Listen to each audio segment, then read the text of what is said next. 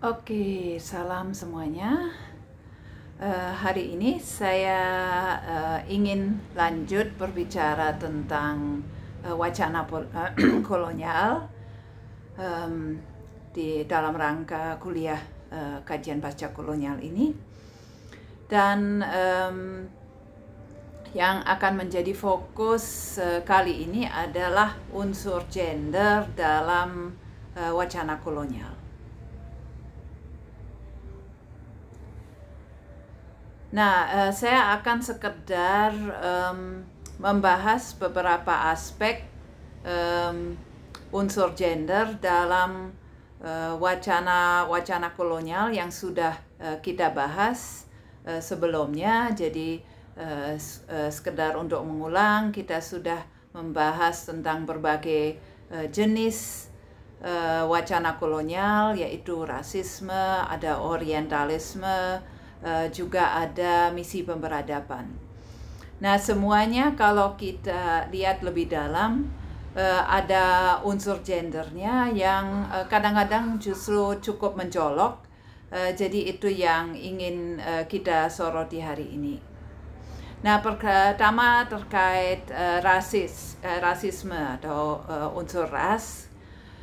Jadi seringkali bisa kita amati ada interseksionalitas antara ras dan gender dalam wacana kolonial. Nah, interseksionalitas itu apa? Akan kita lihat. Jadi sering sekali ada stereotipe khusus. Nah, kita tahu bahwa ada stereotipe rasial di pandangan stereotypical atau negatif biasanya tentang ras tertentu, biasanya ras non kulit putih. Jadi sering sekali ada pandangan orang kulit hitam itu malas, irasional, intelektualitasnya kurang dan sebagainya. Itu stereotipe ras. Tapi sering kali juga ada stereotipe khusus yang berlaku misalnya untuk laki-laki kulit hitam atau perempuan Asia gitu misalnya. Jadi ada yang berlaku secara khusus untuk gender tertentu dan ras tertentu. Nah, itu yang dinamakan interseksionalitas. Interseksionalitas itu bukan berarti sekedar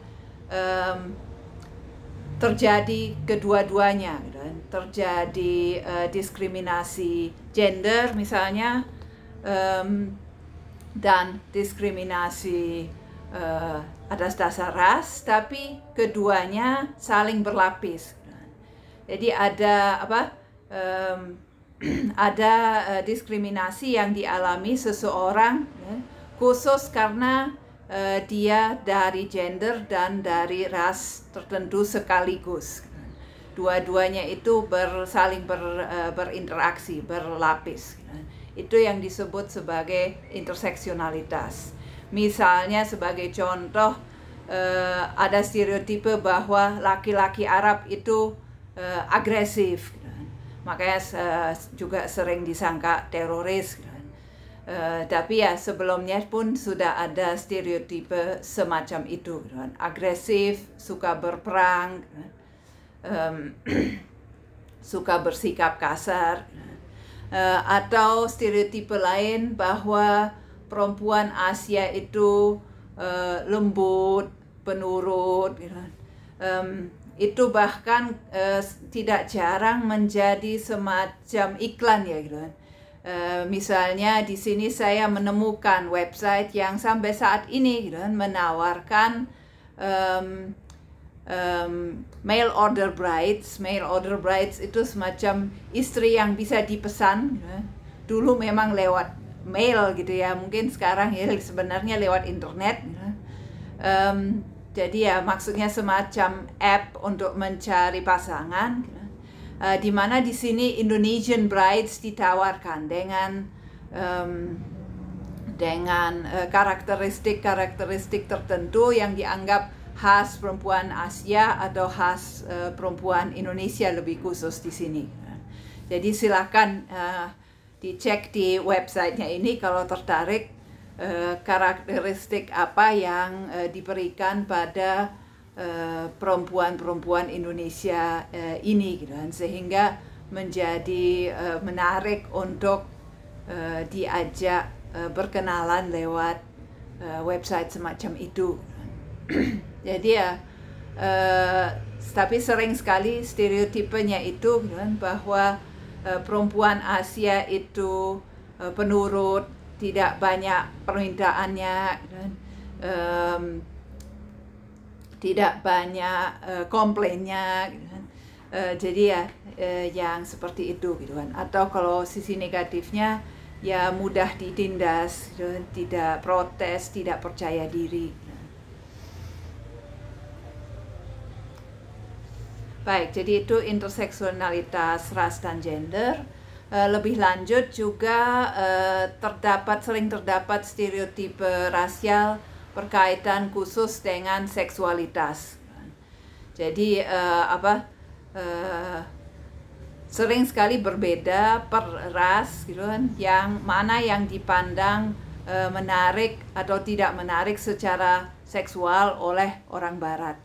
Jadi ada yang dipandang sangat cantik, sangat menarik, tampan, atau sangat poten secara seksual, gitu kan, kalau laki-laki, gitu kan.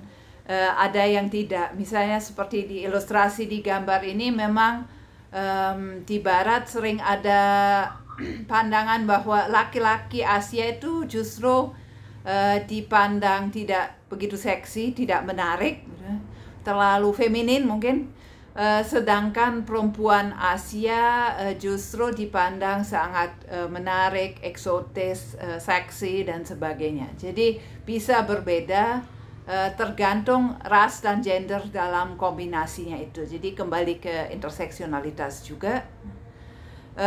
Kemudian juga sering sekali dalam narasi-narasi orientalis muncul narasi khusus tentang perilaku seksual. Nah, sudah kita lihat bahwa sebagai bagian dari orientalisme, salah satu ciri orientalisme adalah budaya timur sering dianggap ganjil, aneh, pokoknya berbeda daripada budaya barat yang dianggap sebagai normal, gitu kan. Di sesuatu yang abnormal atau asing, gitu kan. Nah, itu juga berlaku untuk perilaku seksual. Jadi sering sekali ada cerita-cerita soal perilaku seksual yang dianggap tidak normal. Misalnya cerita yang banyak sekali dalam kaitan dengan Timur Tengah itu soal harem, gitu kan, dengan segala imajinasinya tentang laki-laki yang memiliki sekian perempuan di haremnya dan sebagainya. Tapi itu hanya salah satu. Jadi sering sekali muncul kisah-kisah semacam itu. Satu lagi stereotipe yang sering muncul berkaitan dengan seksualitas ini adalah bahwa di negara-negara barat misalnya, apabila terjadi pemerkosaan, sering sekali ada perhatian khusus pada laki-laki berkulit berwarna, lebih dicurigai akan melakukan pemerkosaan ataupun tindakan kriminal lainnya. Tapi di sini karena berkaitan dengan seksualitas ya, yang dicurigai, ditakuti, gitu, oleh perempuan kulit putih misalnya disangka akan memperkosa.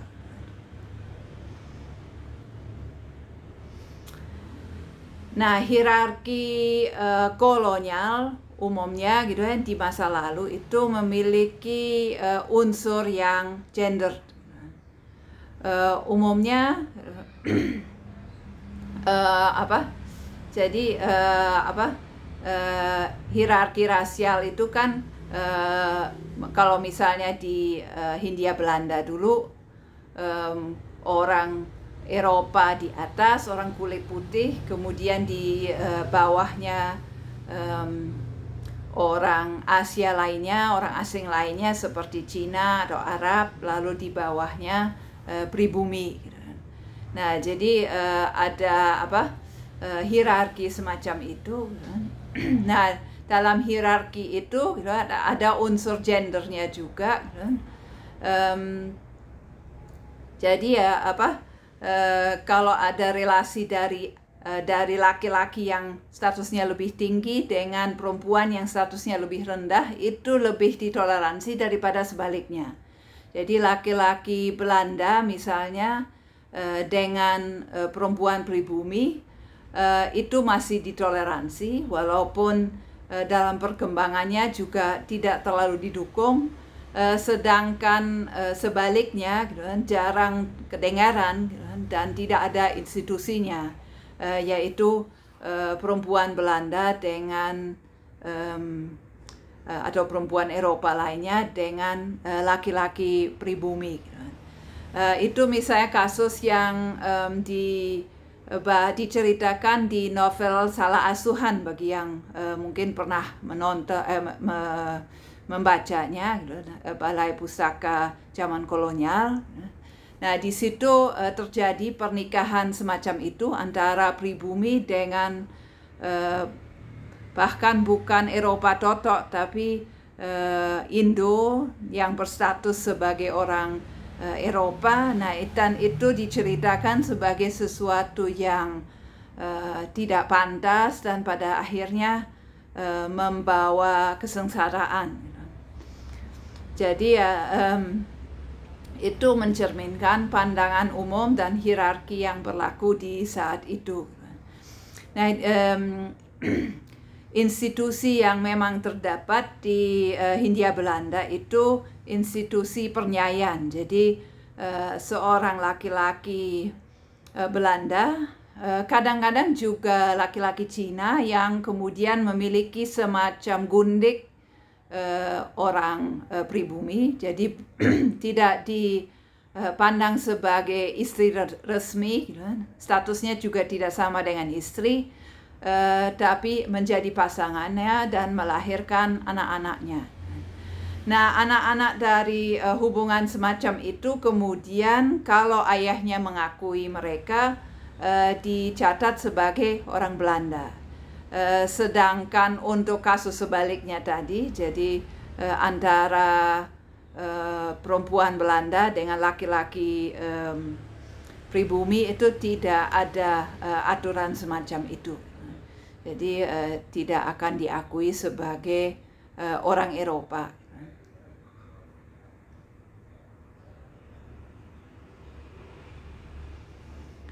Nah, unsur lain lagi, perempuan timur itu dalam kisah-kisah orientalis atau stereotipe orientalis sering sekali digambarkan sebagai misterius, eksotis, perempuan-perempuan yang menggoda, yang sangat menarik tapi tersembunyi gitu, atau bersembunyi, sulit diraih atau sulit dipahami. Jadi seperti yang di gambar ini kita melihat digambarkan eksotis, menarik, tapi wajahnya setengah tertutup. Jadi ada unsur misterius itu. Walaupun begitu kita bisa mengamati bahwa kalau ada perempuan yang benar-benar tidak bisa diakses oleh laki-laki barat, jadi misalnya perempuan yang menggunakan busana muslim yang sangat tertutup, benar-benar tidak kelihatan, tapi jadi tidak lagi seperti perempuan ini yang seakan-akan tertutup tapi sebenarnya tetap memperlihatkan sosok yang menarik, yang eksotis. Kalau tidak seperti itu justru cenderung muncul pandangan yang sangat negatif. Jadi ya ada unsur yang memandang sebagai misterius, ada sesuatu yang tersembunyi tapi tidak boleh terlalu tersembunyi untuk tetap dipandang sebagai menarik, indah, eksotis oleh wacana stereotipikal yang beredar di Barat ini. Nah, unsur lain lagi berkaitan dengan wacana kolonial dan gender. Orientalisme bukan hanya menggambarkan laki-laki dan perempuan dengan cara yang tertentu, tapi juga secara lebih luas menggambarkan Timur secara keseluruhan sebagai feminin dan Barat secara keseluruhan sebagai lebih maskulin. Di sini menarik ya, kita melihat bahwa hubungan antara Barat dan Timur itu dibayangkan mirip seperti hubungan antara laki-laki dan perempuan. Kita tentu akrab dengan stereotipe gender yang menganggap laki-laki itu lebih rasional, perempuan itu lebih emosional, sering irasional. Nah, itu kemudian juga berlaku untuk hubungan antara Barat dan Timur. Jadi Barat dipandang lebih rasional, Timur dibayangkan lebih irasional dan emosional. Jadi ada paralel di sini, di mana unsur Timur Barat ini dengan gender menyatu dalam wacana kolonial ini. Nah, dengan demikian tentu saja salah satu implikasinya adalah bahwa ada momen-momen di mana bahkan laki-laki Timur itu kemudian dianggap atau dipandang sebagai feminin juga, minimal lebih feminin daripada laki-laki Barat. Ini berlaku terutama untuk laki-laki Asia yang sering dipandang seperti serupa perempuan, baik dalam mungkin pembawaannya, bahasa yang bagi orang Barat terkesan sangat halus, feminin, juga bentuk tubuh yang sering langsing, sesuatu yang dianggap kurang macho, kurang berotot. Jadi ya ada stereotipe semacam itu yang tentu kemudian juga menimbulkan reaksi tertentu dari laki-laki yang distereotipekan seperti itu. Sudah kita bahas sedikit ketika membicarakan buku Ashes Nandi, di mana Ashes Nandi menggambarkan betapa laki-laki India yang suka distereotipekan sebagai feminin, kurang maskulin ini kemudian mencoba untuk menampilkan maskulinitas ala Barat untuk mengcounter itu, Jadi stereotipe semacam itu bisa kemudian mengubah nilai-nilai gender di masyarakat terjajah sendiri.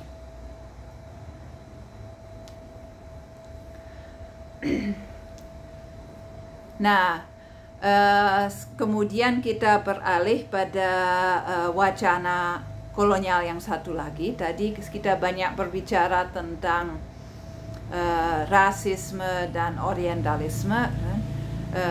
Kemudian sekarang kita akan lebih banyak memikirkan wacana misi pemberadaban atau civilizing mission.